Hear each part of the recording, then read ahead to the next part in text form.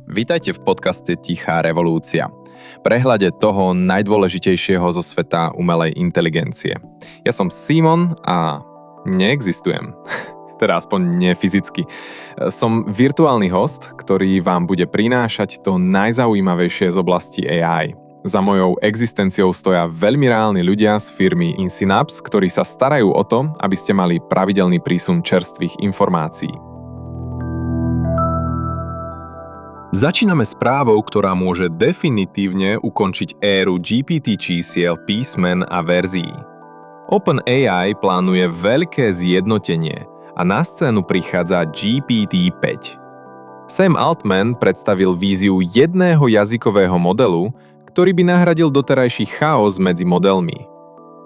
GPT-5 má doraziť už toto leto a priniesť nielen lepší výkon, ale aj úplne nový používateľský zážitok, vrátane agentických schopností a riešenia komplexných úloh v jednom rozhraní. GPT-5 má byť ako expert, ktorý vie kedy mlčať, kedy sa pýtať a kedy konať. A ak sa to podarí, možno vznikne to, čo ChatGPT od začiatku sľuboval. Jedno AI okno na všetko. McKinsey varuje. 80% firiem síce AI používa, ale bez efektu. Dôvod? Automatizujú staré procesy namiesto toho, aby ich prepísali pre novú realitu agentov a spolupráce s AI.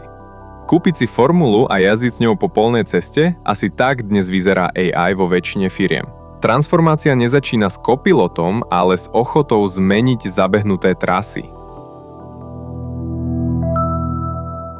Táto téma nás privádza k ďalšej oblasti, kde AI mení pravidlá. Google VO3 prichádza na YouTube Shorts. Už toto leto si tvorcovia budú môcť generovať videá priamo v appke. A tým sa generatívne video stáva dostupným doslova pre každého. Nejde len o nové nástroje, ide o nový typ tvorby. Svet, kde si video nevytvoríte kamerou, ale promptom.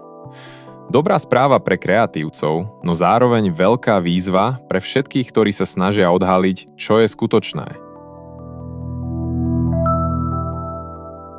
Na chvíľu však opustíme nástroje a pozrieme sa na ľudí. Sam Altman prezradil, že Meta ponúkala špičkovým inžinierom z OpenAI podpisové bonusy až $100 miliónov. Nikto z kľúčových však neodišiel. Keď vám niekto ponúkne 100 miliónov a vy poviete ďakujem, zostávam, tak buď máte akcie v ešte väčšej hodnote, alebo robíte na niečom, čo má zmysel. Zatiaľ to vyzerá, že Altmanová misia je silnejšia než Zuckerbergova peňaženka. Počas tretieho zápasu finále NBA odvysielali na ABC reklamu, ktorú celú vytvorila umelá inteligencia. Konkrétne video model Google VO3. Spot vznikol za 2 dní pomocou niekoľkých stoviek generácií s prispením ChatGPT a Gemini. Ide o jeden z prvých prípadov, kedy AI reklama bežala počas tak veľkého podujatia a hoci bola trochu chaotická, ukazuje sa, že vizuálne rýchle a nezabudnutelné AI videá môžu byť čoskoro novým reklamným štandardom, hlavne vďaka nízkej cene a rýchlosti výroby. Kreatíva na steroidoch za zlomok ceny? Možno nie pre každú značku, ale trend je jasný.